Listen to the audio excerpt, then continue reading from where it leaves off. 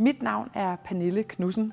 Jeg er viceadministrerende direktør i Dansk Arbejdsgiverforening, og så er jeg bestyrelsesformand i RealCare. RealCare er en velgørende organisation, som består af virksomheder fra ejendomsbranchen, som arbejder for at hjælpe udsatte børn og unge. Vi binder virksomheder, civilsamfund og kommuner sammen for at hjælpe en sårbar gruppe i samfundet.